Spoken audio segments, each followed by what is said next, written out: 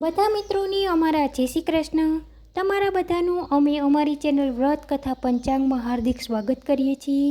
આજ આપણે આ વિડીયોમાં અષાઢ વદ અમાસના દિવસે કરવામાં આવતું એ વ્રત જીવ્રત વ્રતની કથા સાંભળશું. જો તમને અમારો આ વિડીયો પસંદ આવે તો અમારા વિડીયોને લાઇક કરી શેર કરી અમારી ચેનલને સબસ્ક્રાઈબ જરૂર કરી દેજો. એ વ્રત જીવ્રત વ્રત પરણ્યા પછી પહેલાં અષાઢ વદ તેરસથી આ વ્રત લેવાય છે અને અમાસના દિવસે પૂરું થાય છે. દિવસે સવારે વહેલા ઉઠી નાહી ધોઈ એ વ્રત જીવ્રત નામની દેવીનું પૂજન કરવામાં આવે છે. ઉપવાસ કરવામાં આવે છે. ફળાદિ ખવાય છે. રાત્રે જાગરણ કરે છે. આ રીતે 5 વર્ષ સુધી વ્રત કર્યા પછી આ વ્રત ઉજવાય છે. આ વ્રત પતિના દીર્ઘાયુ માટે છે. એ વ્રત જીવ્રતની વ્રત કથા આ પ્રમાણે છે. એક હતા બ્રાહ્મણ અને એક હતી બ્રાહ્મણી. તેઓ બધી વાતે સુખી હતા, પરંતુ તેમને એક વાતનું દુઃખ હતું. તેમને ત્યાં શેર માટેની ખોટ હતી. તેમને કોઈ સંતાન હતું નહીં.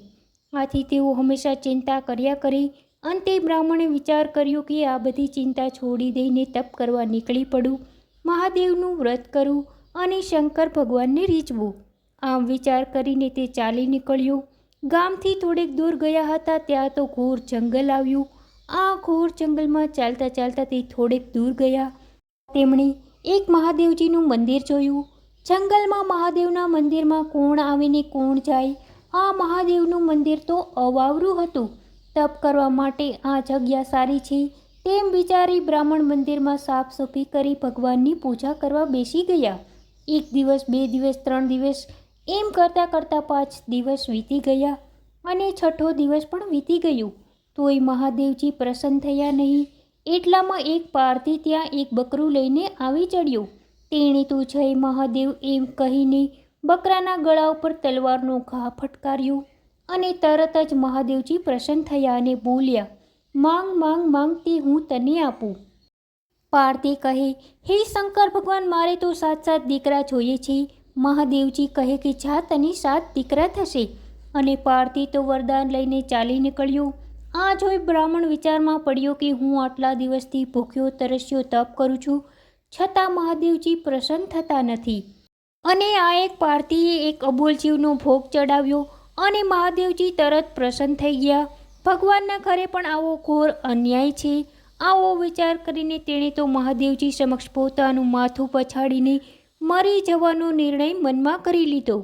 અને બ્રાહ્મણ જેવો માથું પછાડવા જાય છે ત્યાં જ મહાદેવજી પ્રગટ થયા અને બોલ્યા, હે બ્રાહ્મણ, તું શા માટે આપઘાત કરે છે?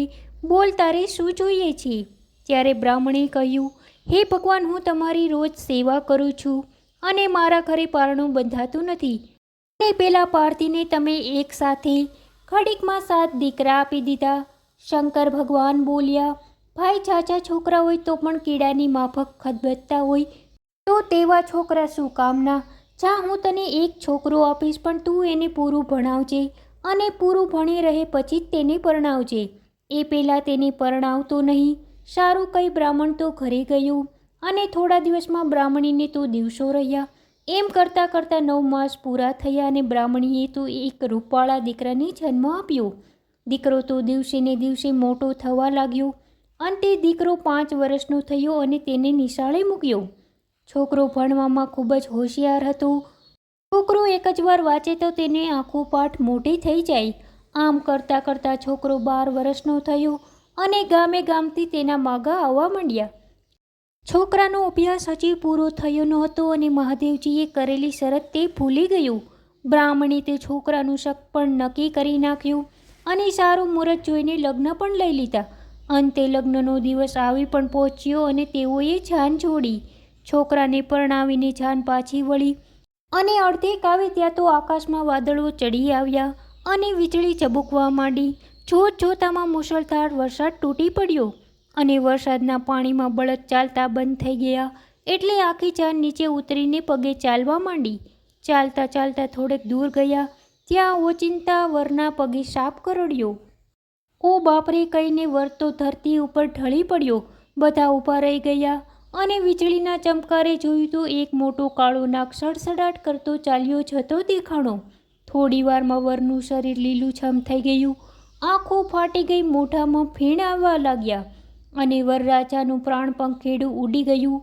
બધાને થયું કે આ તો ભારે થઈ, જે થવાનું હતું તે થઈ ગયું, પરંતુ હવે આપણે બધા અહીંથી ચાલ્યા જઈએ અને સવારે આવીને સબની વ્યવસ્થા કરીશું.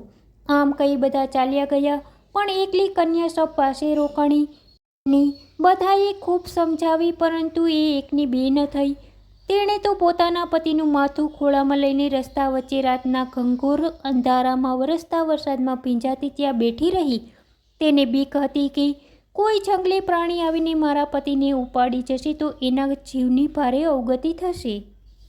બધા ચાલ્યા ગયા પછી પેલી કન્યાએ પોતાના પતિનું શબ ખંભા ઉપર ઉપાડ્યું અને પડતી આખડતી ચાલવા લાગી. એવામાં વીજળીના ચમકારે નજીકમાં મહાદેવનું દેરું જોયું અને એ દેરામાં એ શબને લઈ ગઈ. શબને અંદર લઈ જઈને અંદરથી સાંકળ ભેડી દીધી. મધરાત થઈ એટલે એ વ્રતમાં આવ્યા. આવીને બારણું ખોલવા લાગ્યા. ત્યાં તો બારણું અંદરથી બંધ. એટલે માતાજી બોલ્યા, મારા દેરામાં કોણ છે? મારા દેરામાં કોણ છે? જે હોય તે કમાડ ખોલો. આ સાંભળીને વહુ તો બિચારી ધ્રુજી ઉઠી. એણે બીતા બીતા બારણું ઉકાળ્યું. એ વ્રતમાંએ વહુને જોતાં જ પૂછ્યું, કોણ છે તું? ત્યારે વહુએ કહ્યું, હું એક દુખિયારી સ્ત્રી છું. દુઃખની મારી આપને આશરે આવી છું. પરણીને અમે આવતા હતા ત્યાં રસ્તામાં મારા સ્વામીને સાપ કરડ્યો. માતાજી, મારા સ્વામીને જીવતા કરો. માતાજીએ કહ્યું, જો તું મારું કહ્યું માન તો હું તારા સ્વામીને જીવતો કરું. ત્યારે તેણે હા કહી અને કહ્યું કે હા, તમે માતાજી જે કહેશો તે હું કરીશ. આમ કહ્યું એટલે સબે એક પડખું ભર્યું. થોડી વાર થઈ ત્યાં જીવ્રતમાં આવ્યા. એમણે પણ એમ જ કહ્યું અને વહુએ કહ્યું કે તમે જેમ કહેશો તેમ હું કરીશ. એટલે સબે બીજું પડખું ફેરવ્યું. થોડી વાર થઈ ત્યાં જયામાં આવ્યા. તેમણે પણ વહુને એમ જ કહ્યું. ત્યારે સબમાં શ્વાસ ચાલતો થયો અને છેલ્લા પહોરે વિજયામાં આવ્યા. તેમણે એ પ્રમાણે કહ્યું અને તે પ્રમાણે કહ્યા પ્રમાણે વહુએ વર્તવાનું વચન આપ્યું. એટલે વિજયામાએ અમૃતનો ખોબો ભરીને સબ ઉપર છાંટ્યો. એટલે આળસ મરડીને વરરાજા ઊભા થયા. પોતાના સ્વામીને સજીવન થયેલ જોઈ વહુના હરખનો પાર ન રહ્યો. વરે કહ્યું કે આપણે અહીં ક્યાંથી આવી ચડ્યા? એટલે વહુએ માંડીને બધી વાત કરી. પછી વર કહે, મને ખૂબ તરસ લાગી છે અને ભૂખ પણ લાગી છે. એટલે મંદિરની વાડીમાંથી વહુ ફળ લઈ આવી. મંદિરના કૂવામાંથી પાણી લઈ આવી. વર અને વહુએ ફળ ફ્રૂટ ખાધા પછી ધરાઈને પાણી પીધું. વર અને વહુ મંદિરના ઓટલે બેઠા છે અને બેઠા બેઠા વાતો કરે છે. ત્યાં ગામનો ગોવાળ ગાયો અને ભેંસો લઈને ચારવા નીકળ્યા. એમણે વર વહુને જોતાને વિચાર્યું કે અરે, આ વરના મા બાપ તો ગામમાં રોકડ કવળ કરે છે અને આ બંને જણા અહીં બેઠા બેઠા હસી મજાક કરે છે. આ જોઈ ગોવાળ તો ગામમાં ગયા અને વરના માતા પિતાની ખબર આપી. એટલે એમણે તો રોકડકળ બંધ કરી તપાસ કરી પછી જાન જોડીને વરકન્યાને તેડી ગયા. ઘેર જઈને એના સામૈયા કર્યા. થોડા દિવસ થયા તા તો વહુએ એક સરસ મજાના કનૈયા કુંવર જેવા દીકરાને જન્મ આપ્યો. એ રાત્રે મધરાત થઈ અને એ વ્રતમાં આવ્યા અને કહે કે અરે વહુ, તે મને વચન આપ્યું હતું તે તને યાદ છે ને? ત્યારે વહુએ કહ્યું, હા માતાજી. ત્યારે માતાજીએ કહ્યું કે તો લાવ, દીકરો મને આપી દે. અને વહુએ તો બાળોતિયામાં વીંટીને દીકરો આપી દીધો. માતાજી તો દીકરાને લઈને અલોપ થઈ ગયા અને સવારે ઉઠીને સાસુએ ઘોડિયામાં જોયું તો છોકરું ન મળે. સાસુ કહે, અરે વહુ, છોકરો ઘોડિયામાં સૂતો હતો તે ક્યાં ગયો? વહુએ જવાબ આપ્યો, મને ખબર નથી. સાસુને વહેમ ગયો કે વહુ એકલી જંગલમાં રહેલી અને પોતાના મરી ગયેલ પતિને સજીવન કરેલો, માટે નક્કી એના કોઈ કારસ્તાન હોવા જોઈએ. છોકરો ગુમ થયાના સમાચાર આખા ગામમાં ફેલાઈ ગયા અને હાહાકાર વર્તાઈ ગયો. થોડા વખતમાં એ વાત ભૂલાઈ ગઈ અને વહુને બીજી વાર મહિના રહ્યા. બીજી વાર વહુએ દીકરાને જન્મ આપ્યો અને એ જ રીતે જીવ્રતમાં મધરાતે આવીને દીકરાને લઈ ગયા. સાસુને લાગ્યું કે બબ્બે વાર વહુ છોકરાને ખાઈ ગઈ છે. ત્રીજી વાર એવું બન્યું અને સાસુ તો લાકડી લઈને આખી રાત ચોકી કરતા રહ્યા. જયામાએ સાસુને સુવડાવી દીધા અને મધરાતે બાળકને લઈ ગયા. સવાર પડીએની પાછી રોકડકોળ ચાલુ થઈ. આ વાત સીધી રાજા પાસે ગઈ. ચોથી વખત વહુએ દીકરાને જન્મ આપ્યો. આ વખતે તો રાજા પોતે ઉઘાડી તલવારે ઘોડિયા પાસે બેઠા હતા અને ચોકી કરવા લાગ્યા. મધરાત થઈને વિજયા માતાજી આવ્યા. દર વખતની જેમ રાજાને પણ વિજયામાએ ઊંઘાડી દીધા અને બાળકને લઈને ચાલ્યા ગયા. સવારે રાજાએ ઉઠીને ઘોડિયામાં જોયું તો છોકરો ન મળે. સાસુએ તો માથું અને પેટ કૂટવા લાગ્યા અને કહેવા લાગ્યા કે જરૂર આ વહુએ 4 દીકરા ખાઈ ગઈ તોય તે ધરાય નહીં. આ સાંભળીને વહુ બિચારી શું બોલી. 5મી વખત વહુને દાડા રહ્યા. આ વખતે દીકરી આવીને દીકરી જીવતી રહી. દીકરીને કોઈ લઈ ગયું નહીં. એટલે વહુએ કહ્યું કે બા મારે ગોરાણી જમાડવી છે. આજે મારું વ્રત પૂરું થયું છે. આ સાંભળી સાસુ તો ખૂબ ગુસ્સે થયા અને સાસુ કહે તને જેમ ગમે તેમ કર, મને કાંઈ પૂછીશ નહીં.